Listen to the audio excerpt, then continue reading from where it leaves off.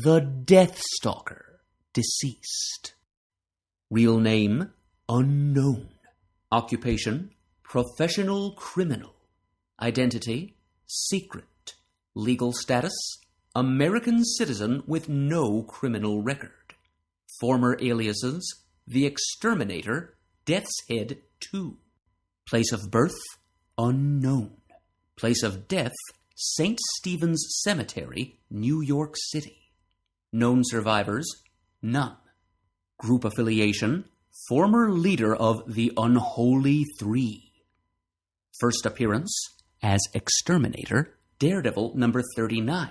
As Death-Stalker, Daredevil number 113.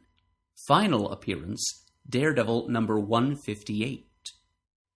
History. The Death-Stalker first came to prominence as the Exterminator, the costumed mastermind behind a series of crimes committed by the original Ape-Man, Birdman, and Catman, otherwise known as the Unholy Three. See, Animen. The Exterminator developed a time displacer ray, or T-ray, with which he could banish a person or object from his or its own dimension for a period of the Exterminator's choosing. The Exterminator claimed that the ray projected its target into another time continuum, but actually the T-ray projected its victim into a limbo-like interdimensional void lying close to normal reality. If the Exterminator banished a victim for 30 minutes, then he or she would automatically return to Earth once the half-hour was up. However, an intense enough amount of displacement radiation could exile a victim to the interdimensional void permanently. The Exterminator wished to create the impression that he and the Animen might have actually disintegrated their victims with their portable time displacement guns.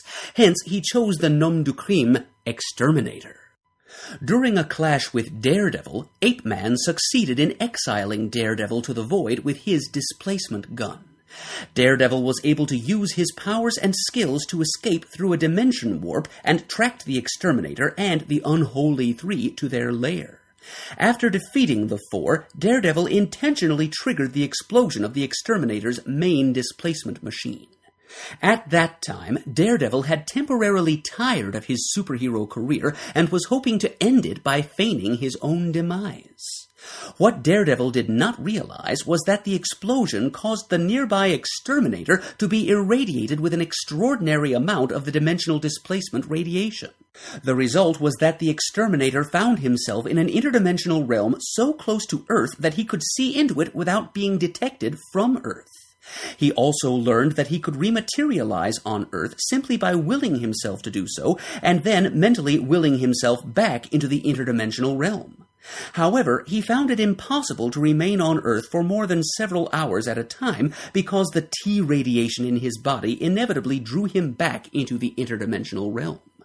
The Exterminator realized that his power had great potential for crime, even as he longed for a means to control it so that he could stay on Earth as long as he wished. Therefore, he adopted the new name and costume of the Death-Stalker. He stole blueprints for a cybernetic death grip from AIM,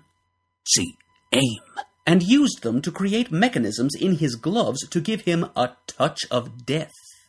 The Death-Stalker embarked on a career of stealing secret inventions, documents, and so forth from supposedly inaccessible places with his powers, and also attempted to obtain the materials necessary to build a T-ray machine that could enable him to stay on Earth as long as he wanted. Yet Death-Stalker found himself continually thwarted in both these areas by Daredevil, whom the Death-Stalker blamed for his inability to remain on Earth and for the ravaging of his body due to the radiation. Death-Stalker now had a chalk-white skin which his costume concealed. After many clashes with Daredevil, the Death-Stalker, who had learned Daredevil's secret identity of Matt Murdock, hired and outfitted a new Unholy Three and sent them to capture Murdock. The original Unholy Three had been killed only recently. Ape-Man 2 and Catman 2 succeeded in their mission, although the Black Widow managed to stop Birdman 2. With Murdock his prisoner in a cemetery, the Death-Stalker killed Ape-Man 2 and Catman 2 and revealed he was the Exterminator to Murdock.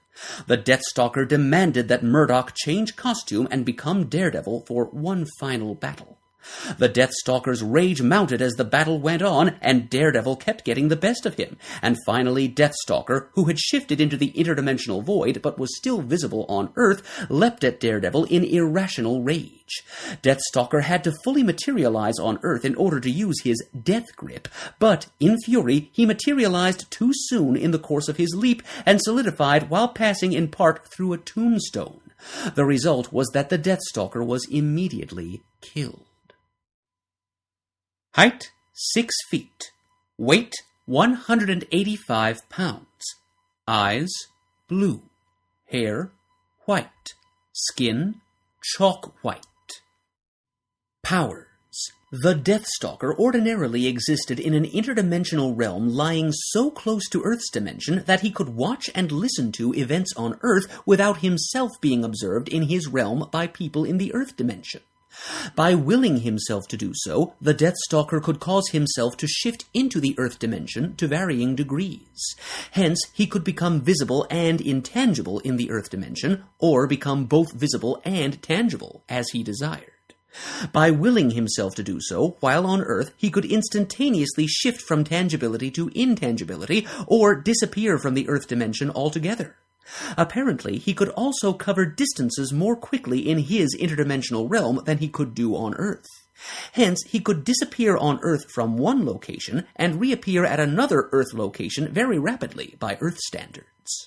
However, the T radiation in his body prevented him from remaining on Earth for more than about an hour.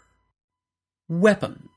Using plans developed at AIM, the Death-Stalker devised for himself a cybernetic death grip device which he wore in his gloves and which he activated by mental command.